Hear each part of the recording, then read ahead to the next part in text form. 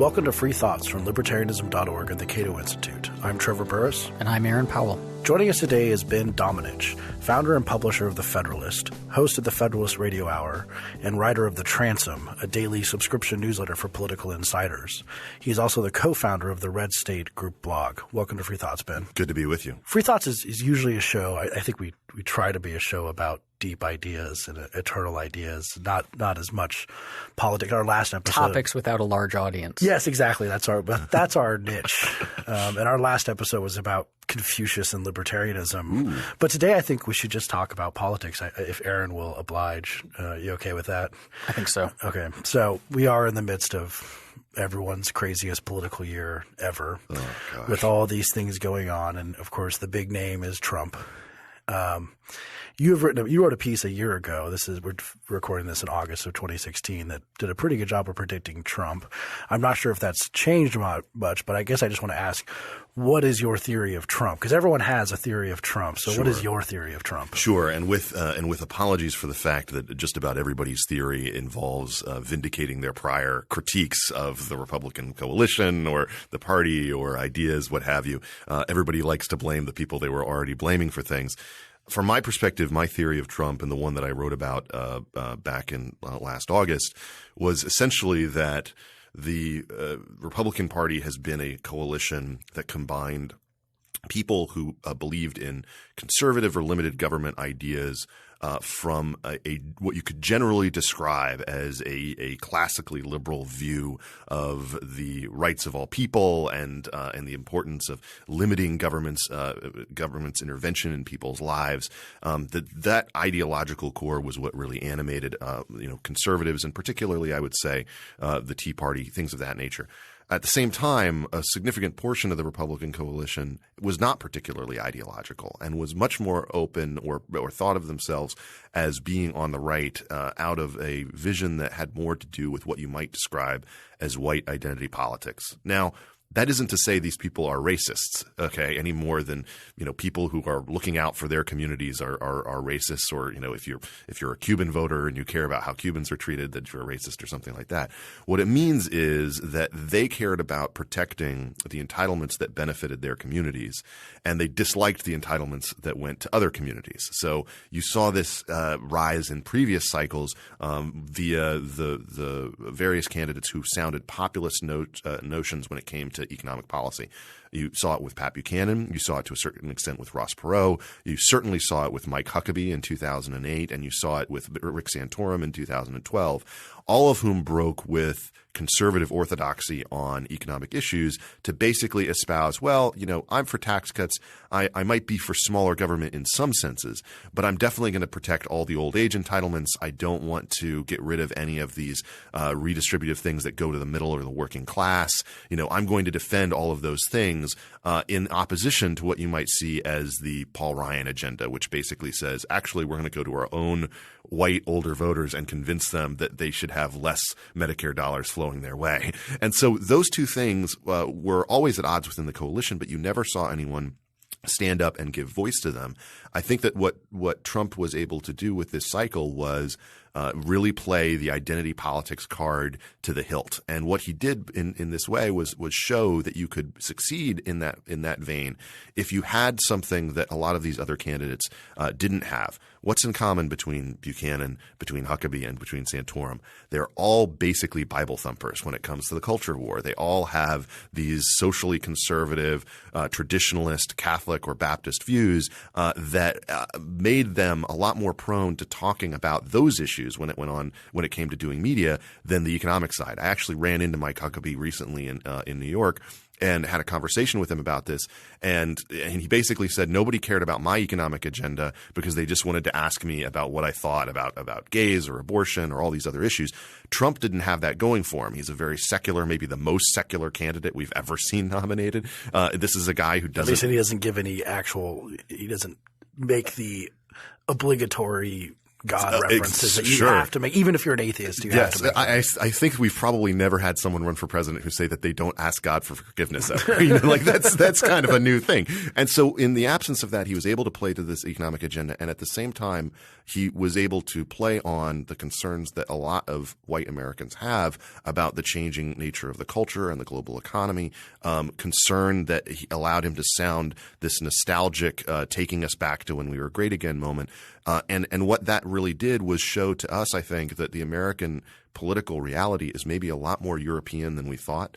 That one where the parties of the right sound more less like conservative, principled people and more like nationalist, sometimes even xenophobic people. And I think that Trump really showed that there was an audience for that in the American electorate. Now, his problem is that the audience for that is maybe a third of the voting population and not enough for him to really form some kind of grand coalition. We've seen in recent weeks that he's been trying to, reach out with an olive branch to all of those communities that he's pissed off for the course of the preceding months and years.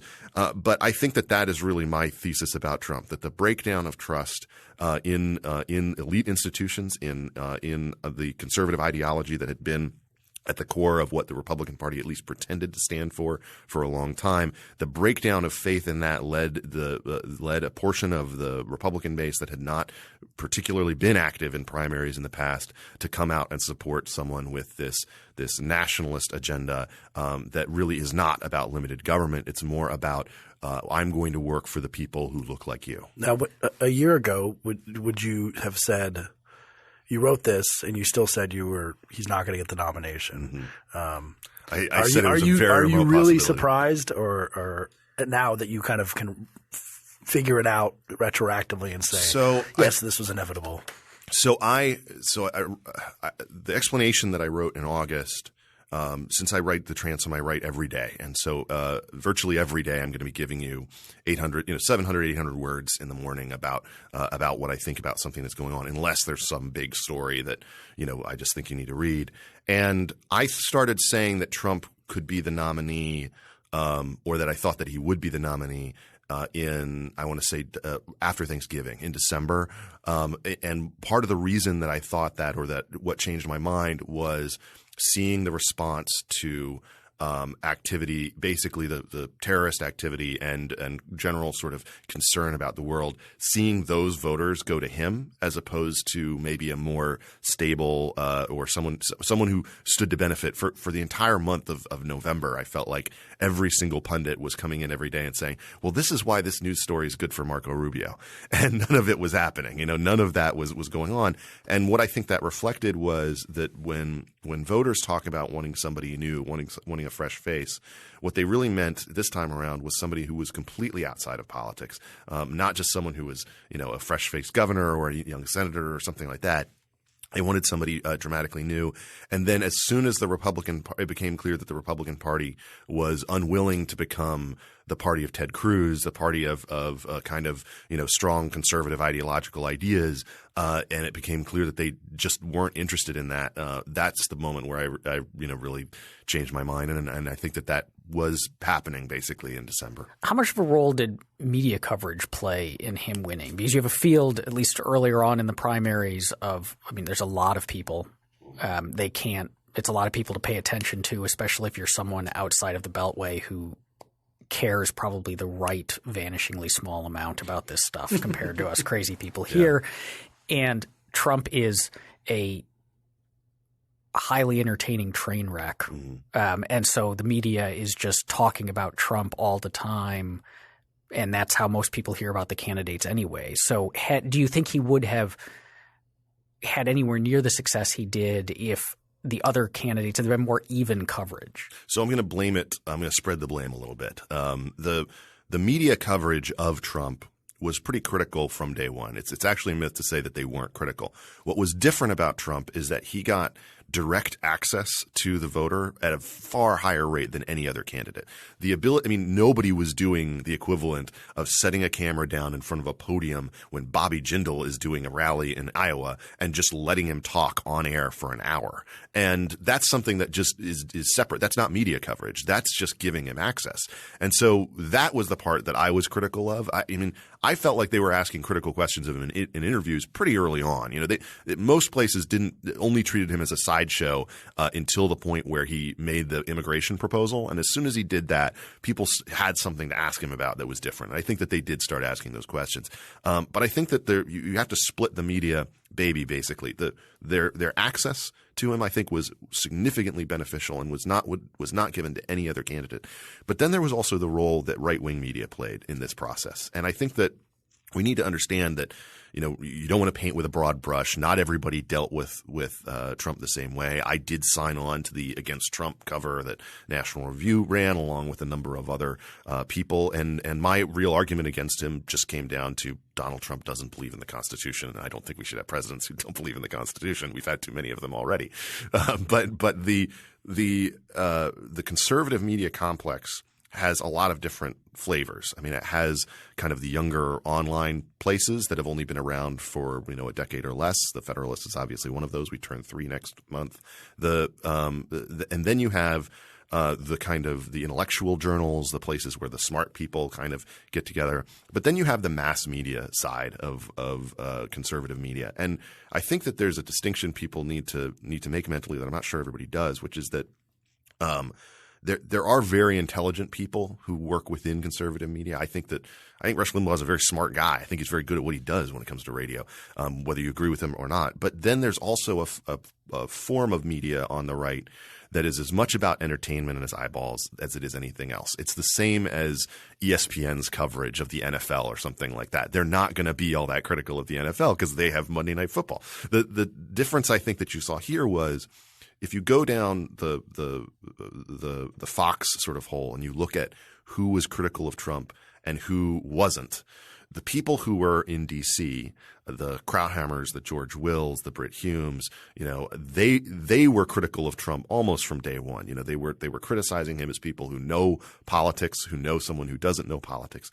It was the New York contingent of commentators, many of whom have no political background, who were from day one backing Trump, defending him, saying a lot of things in support of him. Sean Hannity, Eric Bolling, all of the kind of midday commentators and that kind of set. And it was actually very few of the people on Fox from New York, Dana Perino and Greg Gutfeld kind of being exceptions, who were critical of Trump and sustained it in a way.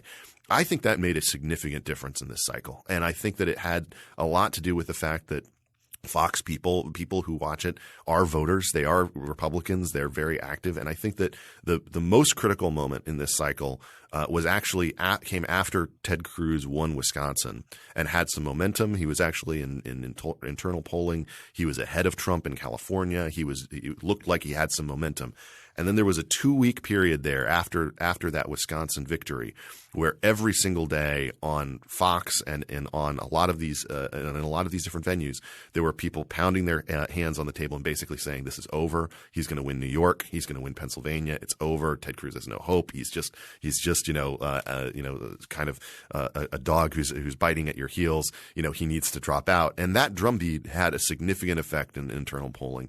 Ted Cruz saw his numbers turn around significantly. He really dropped. And I think that speaks to the power that this media really has to frame what's happening in an election. It seems that your theory partially of Trump relates to this sort of idea of transactional politics. And it kind of reminds me of Jay Cost's Spoiled Rotten, we had Jay on to talk about Republic No More, but his book before that, Spoiled Rotten, discusses how transactional politics, meaning vote for me and I will give you things, crept into the Democrat Party in the 30s, and that's sort of where it remained. But if the Republican Party was trying to be classically liberal, which is sort of against transactional politics, at least in theory, in principle, and that's just not going to fly. And this brings up the question of what libertarianism, that part of republicanism, has to offer an electorate anymore. Yeah. If we're going to say we're not going to give you anything except for the possibility of a richer world that is not a check in your pocket, and so it's a repudiation. And so maybe the reality of politics just ends up being that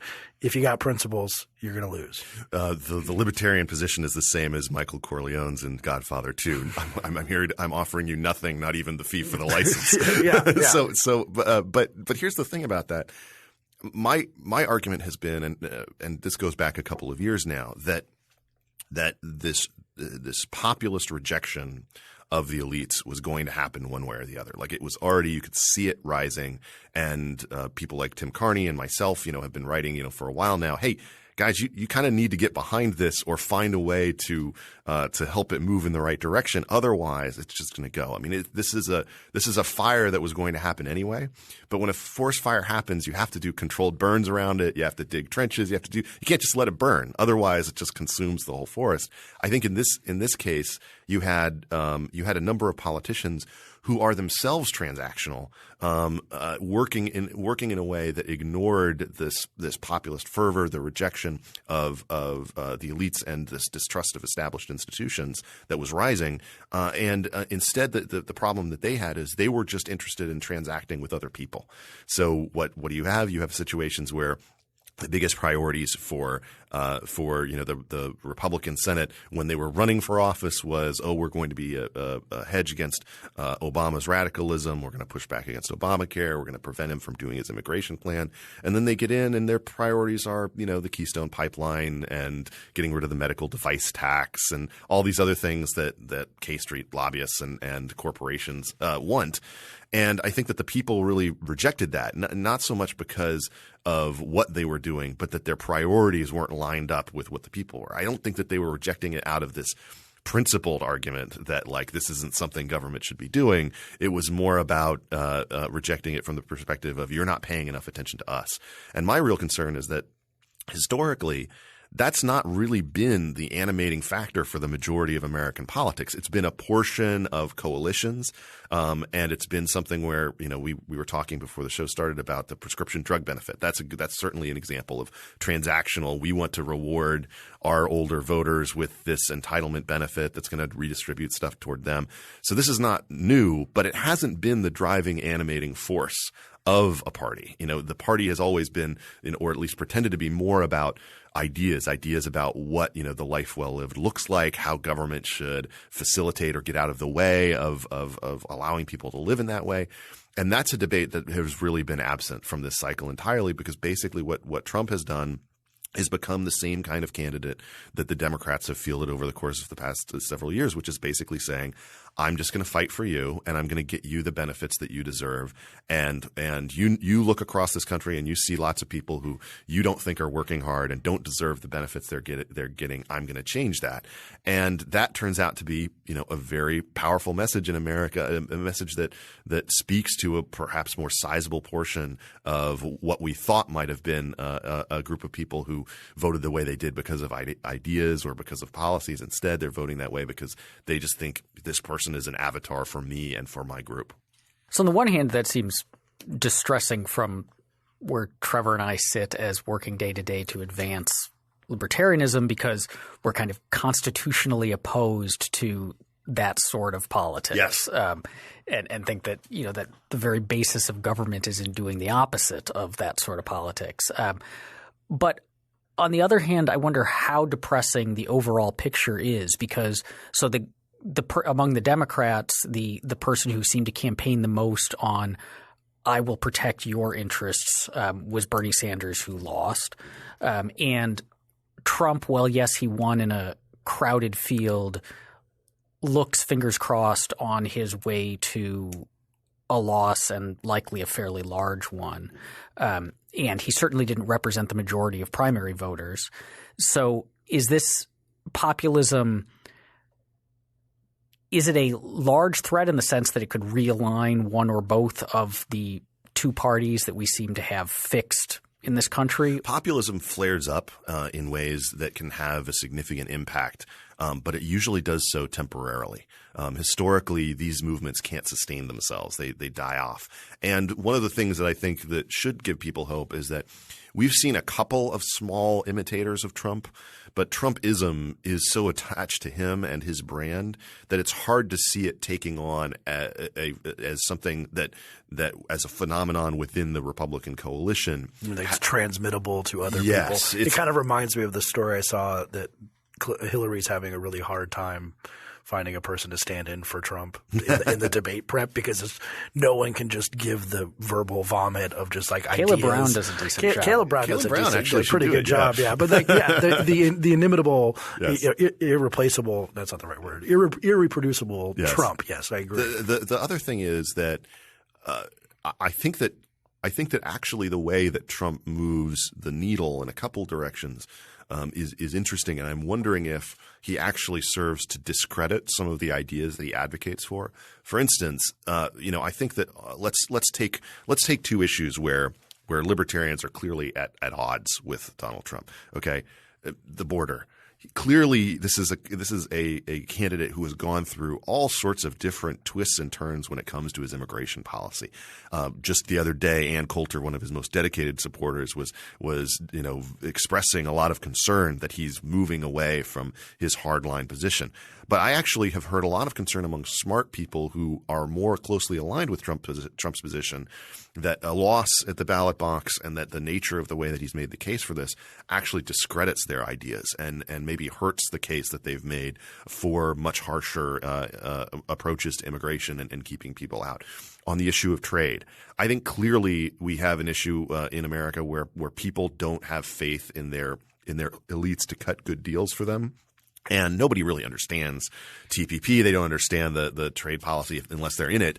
But I actually think that his giving expression to the idea, this is an unfair deal. This is something that we can't trust because it's something that Obama and Clinton cut with these other trading partners, and that we can't have faith in it. I don't think that that's actually a policy critique. I think it's something that is just it's a distrust of the people. And so, again, I don't think that endures after Trump in a way other than something that we probably would be okay with, which is skepticism of our elected officials to not just be corporatist, not just have a corporatist approach to the way the trade policy works. On the other side, on foreign policy, I think that Trump actually reveals how much of the Republican electorate rejects the general foreign policy consensus that has been a part of their hawkish leadership over the course of the past 2 decades. One of the downsides to not having anyone from the Bush administration run in 2008 or 2012 or anybody closely aligned with Bush was that we never had a great working out of what we learned from Iraq and what we learned from Afghanistan, what we learned from his approach really to foreign policy generally. And so that conversation was really delayed and didn't really happen, I feel like, until this year. And when it did happen, you have a candidate who openly broke with the idea that the Iraq war was a good idea and used it repeatedly to against his opponents. Now, you can go back in the records and find that he's not really accurately representing his position. But still, I think that gave voice to a lot of people who had generally been ignored by the consensus foreign policy position of the Republican Party. And so it's not all bad in a way. Like I think this is it's a revelatory thing. It tells us more about what this coalition is and what it isn't, that it's more secular, that it's perhaps less hawkish, that it is more it is less wedded to conservative economic ideas than perhaps we would like. But I think as a whole, what you can step away from it and say is, now we know more. We know this thing now. What should we learn from it? And I think the biggest error that would be made by conservatives or by anybody who cares about the future of the Republican Party after this election would be to say, well, we just think the same things that we thought in 2012. Let's have the autopsy for the party again and just update all the dates in it and just think the same thing. I think what they need to do is look long and hard at what this coalition told them about what they believe about government and what they don't believe. And then it's the responsibility of leaders to try to translate that populist rage into things that are actually good. How do we use skepticism for the elites, skepticism for these institutions, skepticism about the deals that are being cut to actually further the cause of liberty, as opposed to just promising that I'll be a strong man for you? If this is so it's sort of like a Republican Party colon cleanse, which I kind of see. And if Trump is sort of unique in the way you've said, it might be therefore you kind of seem like you're saying that it's the reports of the death of the Republican Party have been greatly over-exaggerated. What is that Twain quote? But that maybe the Republican Party will be better after this? That really depends on the people who are part of it. I mean, Trump reveals things about the country that I think we have been ignoring for quite a while. The Republican Party establishment and leaders, the donor class, was very good at keeping this tap down. They nominated John McCain, they nominated Mitt Romney, and it was a situation where they really did kind of push this populist rage to the side. Now they've nominated the guy who was one of the original birthers, and is clearly someone who plays this very aggressive tabloid-esque kind of game. But I think that the error would be to think that this was just about the media, or that this was just about the black swan effect of a guy who can communicate, one of these few rich people who has the capacity to connect to the working class and be kind of a traitor to his own class. The lessons that I think they ought to take are ones that really tell them things about their coalition that they might not have wanted to pay attention to for a while. And parties do die, but what's more common is for parties to realign in ways that make them be very different things. The Democratic Party of JFK, is not the Democratic Party today. Okay. In fact, I would argue the Democratic Party of Bill Clinton is not the Democratic Party today. Absolutely. Bill Clinton could run against – I mean, Bill Clinton's more Mitt Romney. I always wanted Bill Clinton of 1992 to run against Mitt Romney and basically the same candidate. Yeah. You're completely right about that. And the thing is, honestly, that that's the problem. That's the kind of future that I think the Republican Party has. I think it's going to go through a period of realignment. It's going to become something different. The concern I would have if I were a member of that party or if I was in its leadership is that there's going to need to be a lot of leadership from some young voices that directs this fire. Otherwise, it will consume the party and it'll turn it into a rump nationalist party along the lines of what we've seen in Europe from the far right. So when I paid attention to the Trump campaign and when I have been critical of Trump, the concern that I have is not just about the policies that he represents or the shift towards we're going to prop up entitlements and we're going to build walls and we're going to kick people out and we're going to murder even more people overseas and so on and so forth. But there's an ugliness to it. And that seems like the kind of thing that it's harder to realign around. Like the thing that seemed to rocket him to fame initially was the Mexicans are sending rapists. Mm-hmm. And every time he turns around and says something that's not just stupid, and he says a lot of very stupid things. In fact, he's often – one of the most profoundly confusing things to me is how people can be excited at his rallies because what he's saying literally doesn't make any sense. Mm-hmm. It's like a Space Ghost rant. Yes. But that there seems to be this like just really repugnant ugliness to the rhetoric and the way that he talks about other people and the way that he talks about out groups from the perspective of his supporters. Mm-hmm. And that seems like something that to say the Republican Party should embrace that. Mm-hmm. Like if that's a large portion of his appeal, then they need to figure out how to embrace that would seem to be a problem. And it seems like that might point even more to the death of the party because of how disfavorably he's seen by all of the growing demographics. So a couple of things about that. First off, what we are seeing to this point is that as much as the Democratic Party would like to paint all Republicans with the Donald Trump brush, they haven't really been successful with it this cycle. Particularly you see that by looking at the Senate races where across the country virtually every Republican senator is running 10 points ahead of Trump. In some cases it's much as 13 or 15 in some states. In fact, at this stage I was talking with CBS's head of polling on Sunday and he says that he sees 3 or 4 net losses for Republicans in the Senate, which would not turn it over to Democratic hands. So I think that tells you to a certain extent that they're not grouped in with him in the same way when it comes to the perspective that Hispanic and Black Americans have on Trump. Trump at his best sounds like a politically incorrect New York City cop who's sitting at the bar at the end of the day and ranting at the television. And that's basically the way that Trump lives his life. There's something that actually can be refreshing about that in the day and age of scripted politicians. And you think of how scripted Romney was in particular. and particularly politicians who are just willing to take it when it comes to the media criticism and not fire back. And I think that given that our media entities are so unpopular, Trump's activity and doing that is something that really paid dividends for him this cycle. And I think that that's not necessarily a bad thing for Republicans to take on in their relationship with the media going forward, simply because the media is, let's face it, in the tank for Hillary. It really is. And it's not so much it's more true this cycle, I think, than it's been true any other cycle. It's not just that they view Trump as like this extinction level event. They just, from day one, they've been kind of shocked, I think, that people responded to him in the way that he did. That's not necessarily bad. But I agree with you on the ugliness side. At his worst, he's Joffrey from Game of Thrones. He is literally the guy who likes to go and pull the wings off of insects and just he'll just pick people to go after on certain days for no rhyme or reason, and do so in a very active and personal way.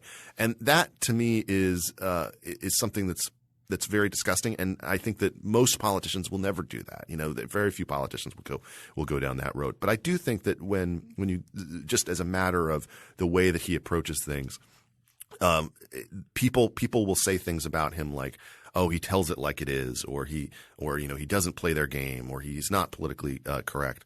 I think there's actually some virtue to that in this day and age, in recognizing that the media no longer plays by the rules that it did 20 or 30 years ago in the way that it treats these candidates. And I think particularly that's true of outlets that have really risen up to a degree where they particularly will target and try to ask Republicans difficult and crazy questions in order to get them to stumble. And I think a perfect example of that is actually was from a Trump press conference a couple of months ago, where he spent the entire press conference bashing the media and talking about how terrible it was, and he's doing it right to them. And then the last question was from a Yahoo News journalist who asked him what he thought about Harambe. And Trump actually gave like this 5-minute answer about what he thought about Harambe. And it was, just sort of going, it's a very difficult thing. You have to make, these split judgments. And, I understand how the concern of he had clearly thought through, what he thought about Harambe. But the thought that I had was, what? Ask that of any of the other 16. And they would probably have stumbled on that question. They might not have known how to answer it. They might not have, what do I say in this sort of scenario? They might have given some very typical politician answer like, well, that's not what I'm talking about. I'm talking about, subsidies today. I think that Trump's response actually in that point, that type of thing does work. And it works because in this day and age, you have journalists who are asking not just gotcha questions, but gotcha questions about all kinds of pop culture things. I don't know if Trump's gotten asked yet, but I'm sure he's going to get a Ryan Lochte question, and it's just like the one thing that I wish I could take away from Trump and give to more politicians generally is just be more engaged in the culture, be more aware of these things. And then when the journalist asks you the gotcha question, trying to get you to say something stupid that can go on TMZ and not just on CNN, be more prepared for that. Now, we do have this third candidate in the mix. Yes. Or Jill Stein. Yes, Jill Stein. You don't have any Wi-Fi around here, do you? Exactly. It's going to fry your brain. No Wi-Fi, no vaccines. But Gary Johnson is interesting to libertarians and possibly an opportunity of some sort to at least get more of the message out there. How do you sort of see that fitting into the rubric you've described? Is this an opportunity for libertarians to have a hand in reforming the Republican Party along a more principled aspect, or is the Libertarian Party maybe going to be a significant element in the future? So I think this is an opportunity, obviously, for libertarians.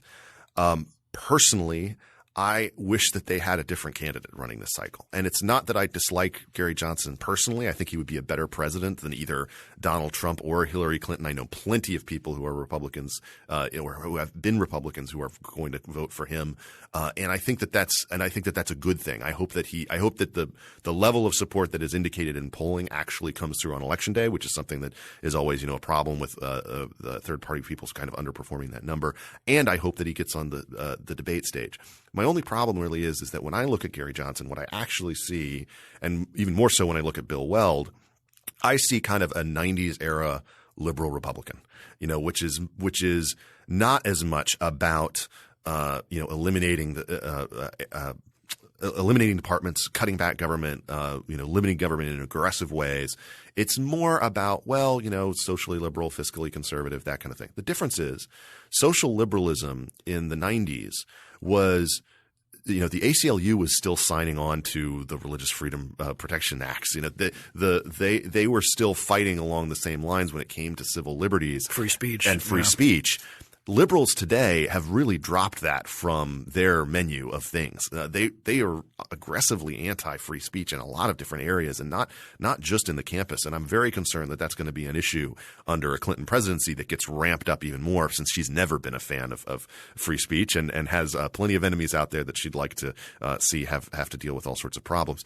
I wish that the Libertarian Party had nominated someone who was more aggressively pushing libertarian ideas, as opposed to kind of being a middle of the road, moderate Republican candidate, which is basically what he is this cycle. I understand, though, that this is a guy who had a very good governorship. I think is someone who is certainly doesn't have the criminal problems of Hillary Clinton or the insanity problems with Donald Trump. The only thing is, I wish that it had been maybe a younger voice who represents more of a 21st century approach to libertarianism. I would have really liked to see when it became clear that Clinton and Trump were going to be the nominees. I would have liked to see somebody like Justin Amash get in there, just in the sense that I'd like to see some of these younger faces, because you want someone who can not just be a face for libertarianism this cycle, but can be a leader going forward. And I think that's going to emerge. I think that there are going to be a lot of people after this cycle who kind of take a hard look at, am I really a Republican? What do they really stand for? If the Libertarian Party really stands for things that I believe in, that maybe that is something that I can build, a more meaningful approach around, for myself as a voter going forward. So I do think it's an opportunity. I just would have liked it to be a little bit more, shall we say, radical. I'd like to be having those good fights where libertarians are really right and Republicans have been really wrong, and instead it's like, it's more, hey, look, we're way more normal than these other people. I like your 90s comparison, because Gary Johnson sometimes reminds me of the guy who used to host Double Dare, Mark Summers, because he always used to wear sneakers with a suit. And it was like, whoa, you're so crazy, Mark Summers. What are you doing? Yeah, and he's kind of awkward and stuff. But. Yeah, I think it was the week before Johnson got the nomination. I had a piece in the Washington Post about my fears about nominating him and Weld, that it was when a lot of Republicans were saying, not a lot, but there were prominent Republican pundits and other people saying, I'm going to vote for the Libertarians, I'm going to switch my party affiliation, and so on. And I had this fear that the Libertarian Party, which I should say, because we get lots of confusion about this, like libertarianism.org, that this podcast is a part of, is not in any way affiliated with the Libertarian Party. Cato is not affiliated with the Libertarian Party.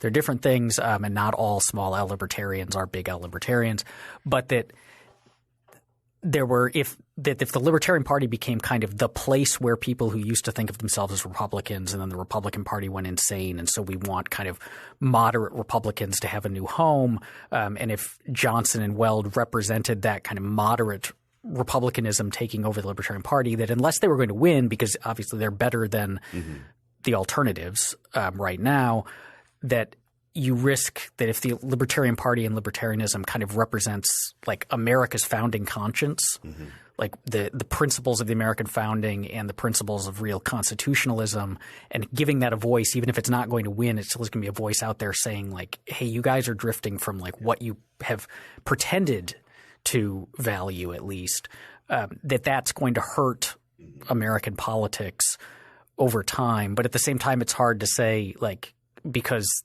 even the kind of moderate republicanism that they've advanced looks so damn good compared to the other choices. Yeah, it does look it does have that 90s moderate Republican flavor to it. The thing, I agree with you. I wish that this was more. I wish that they were more running about free speech, about your right to self-defense, about the fact that government shouldn't even be doing these things, is something that I would like to be hearing more from them, as opposed to kind of alternatives. But I do think that there's in the war of ideas that we've all been fighting in and dealing with over the course of our career, this is, I think, an opportunity, regardless of whether Johnson and Weld can be the people who actually express those ideas consistently. I think this is an opportunity to kind of say, what does the party stand for? What is it about? What should a coalition be about? What does this look like? And I think in this context, the clarity that libertarians offer, that small L libertarians can offer to voters in the wake of something this crazy is something that I think is going to have more appeal to it and is going to get a response not just from those looking for someone who's not a criminal and not nuts. Do you think that there will still be the alignment with libertarianism and the right? Because some people say, this is now the middle, which is a little bit different than people have said, but it works in this context. But can the left ever really come over to the libertarian side at this point anymore, or are we going to have to look to the right? I think that the anti-war left can come to be in favor of some libertarian ideas, but I think that the rise of the type of social justice, speech-crushing approach among younger liberals.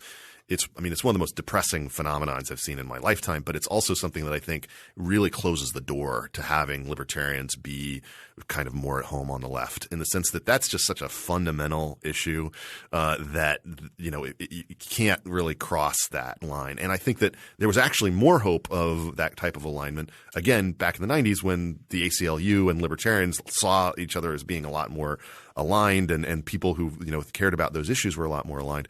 I think now that you basically have a Democratic Party that is corporatist, that is more hawkish, that is entirely in favor of the surveillance state, that doesn't particularly care about civil liberties for individuals, and that having sort of achieved what they wanted to when it came to most of the culture wars, is now moved from arguing about whether abortions should be legal or not to arguing that we need to get rid of the Hyde Amendment and everybody needs to pay for everybody else's abortions. Like they've moved so far away from where they were before that I think that has really kind of closed off. And I think libertarians actually may end up in the middle just by default. If we end up in a situation where you have one party that's basically corporatist, one that is kind of nationalist and protectionist, the middle position is going to be the one that's okay with advancing in the global economy and economic progress and technology, and isn't just trying to engage in either Keynesian expenditures or in some kind of redistributive project that more favors people of a certain race or a certain background. So handicapping the future here, since you did a pretty good job a year ago, who's going to win, and then what's going to happen a year from now? We could have you back a year from now, and we could just continually do this sort of Nostradamus thing. Bring Ben back every year. Oh gosh, so I'm not. I will say that I'm not always good at predicting things, and I certainly thought this cycle. I still even though I outlined how I thought Trump could win and why he could, I still thought that it was unlikely when I wrote a year ago. So here's what I think is likeliest at this stage. I think Trump is going to lose, but I think he's going to make it closer than people currently think. I think that he'll probably end up with a loss that looks nationally probably like a 5 or 6 point loss. But he might actually win a state or two that Mitt Romney didn't win simply because of the demographics involved. He might lose a state or two that Mitt Romney won. Ultimately, I think it's going to be kind of a wash, not the blowout that I think some people see in the national polling, but also I think not close. The thing that I think should be concerning when it comes to this whole context of like what's moving forward, what we're looking at a year from now, is let's just say, for the sake of argument, Trump loses by 6 points, the Republicans retain the Senate by 1 or 2 seats, and Hillary Clinton is elected, and a year from now, Mitch McConnell is on the Senate floor saying, well, what we really need to do to solidify the party and to wash the taste of Trump out of all of our mouths is we need to pass comprehensive immigration reform with Hillary Clinton. Something that would just be, a giant finger raised to the base of Trump supporters and would probably animate them all the more within the Republican primaries. Now, I'm not saying that's going to happen. I'm just saying there's a possibility something like that happens. Or name your deal. Name your other, thing that they're going to do in terms of transactional politics with Hillary Clinton. There's a surprising number of Republican politicians, I think, who think of Hillary Clinton as the way she was when she was in the Senate much earlier, as opposed to the way she is now, which is in my view, much more wedded to the progressive culture war and to all of these different promises that she's made along the way to get to where she could be right now. And I expect that her presidency is going to offer something that looks a lot more like Obama and a lot less like the triangulation that Bill Clinton did in the 90s. Thanks for listening. If you enjoy Free Thoughts, please take a moment to rate us on iTunes. Free Thoughts is produced by Mark McDaniel and Evan Banks. To learn more about libertarianism, visit us on the web at www.libertarianism.org.